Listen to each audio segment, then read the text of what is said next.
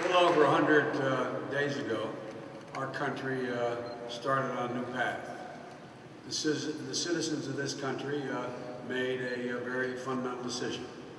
And it began with the historic inauguration of the 44th President, Barack Obama, but it grew out of the determination of millions of Americans who desperately wanted to change not only the direction of our country, but quite frankly, the trajectory that the world was on. And that's what the Obama-Biden administration has set out to do. A lofty goal, but an absolutely minimum required task to change the direction of this country and all the trajectory of the world. We not only want to do it here at home, we believe our fate is inextricably tied to the direction the world is moving in. But in the midst of change, with all the change you will hear about, there is one enduring, essential principle that will not change, and that is our commitment to the peace and security of the State of Israel. That is not negotiable. That is not a matter of change. That is something to be reinforced and made clear. I want to congratulate my friend, Prime Minister Netanyahu, and as they say in the Senate, he is my friend, for his victory. Bibi and I have been friends for a long, long time. Too long to mention. And you know the old cliche, imitation is the sincerest form of flattery. Well, I looked at Likud's website, campaign website, and on behalf of the Obama-Biden administration, I must say I am flattered. Take a look at the website. It looked like we're running co-joint campaigns here. And we didn't charge Bibi a thing for it. In the Middle East, we stand for the premise that the status quo of the last decade has not served the interest of the United States or Israel very well. It has not enhanced the peace and security of the region, no matter how good the intention. All the good intentions of the last decade have not resulted in a more secure, more stable Middle East, a more secure, more stable Israel, a more secure, more stable United States. So we are working to change that by responsibly ending the war in Iraq, by refocusing our efforts on Afghanistan and Pakistan to defeat al-Qaeda, by engaging all countries in the region, including those with whom we have overwhelming disagreements, in order to advance our national security interest. We are intensely focused on avoiding the grave danger, as Larry spoke about, and others have as well, including my good friend John, of a nuclear-armed Iran.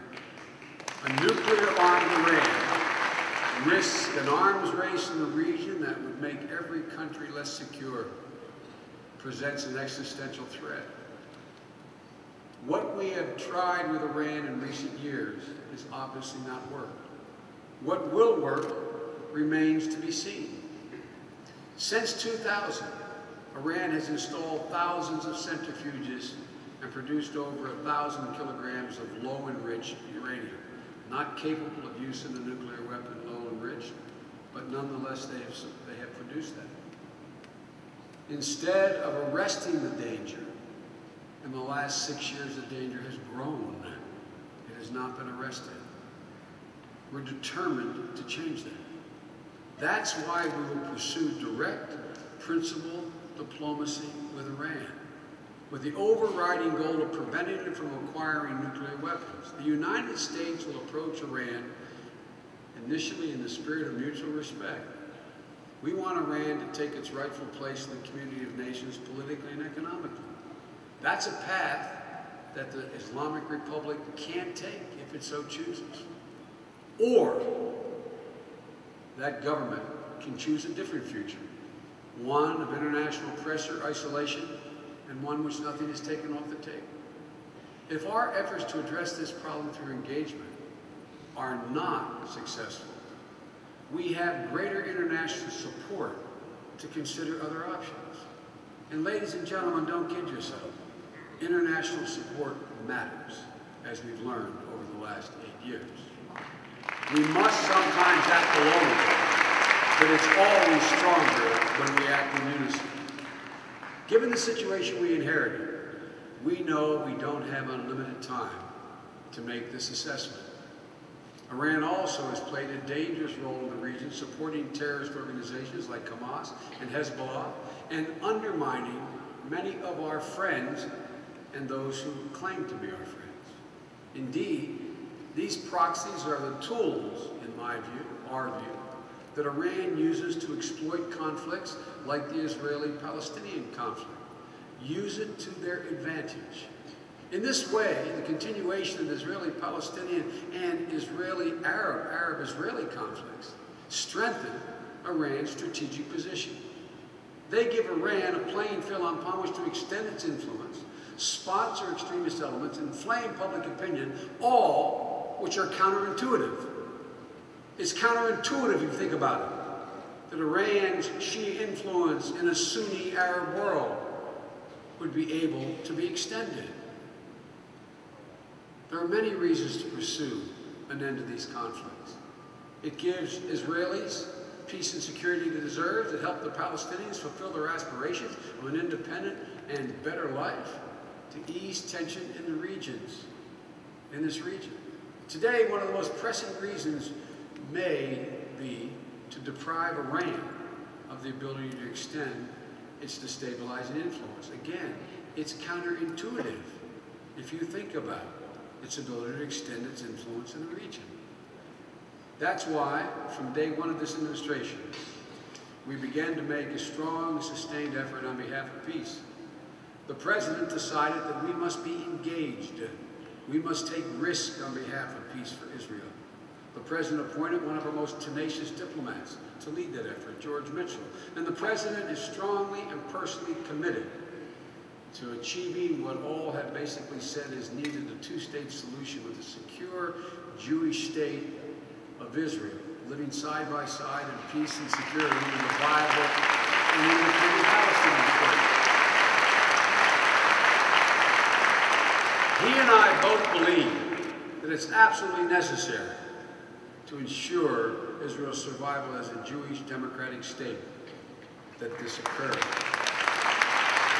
The United States and its partners have provided funding and training for a reformed Palestinian security force, which has impressed everyone, including the Israeli security officers, with its recent demonstrations of professionalism and effectiveness. We are, right now, seeking funds from Congress to expand this program. But Israel has to work toward a two-state solution. You're not going to like my saying this, but not build more settlements, dismantle existing outposts, and allow the Palestinians freedom of movement based on their first actions, access to economic opportunity, and increased security responsibility. This is a show-me deal, not based on faith, show me. Now is the time for Arab states to make meaningful gestures, to show the Israeli leadership and the people that the promise of ending Israel's isolation in the region is real and genuine. They must take action now. Show me. And ladies and gentlemen, finally, the world must continue to make clear to Hamas that the legitimacy it seeks will only come when it renounces violence, recognizes Israel, and abides by past agreements. Period. These are not. Some say when I repeat that, and the President says it, that these are not unreasonable demands. They're basic standards of international conduct.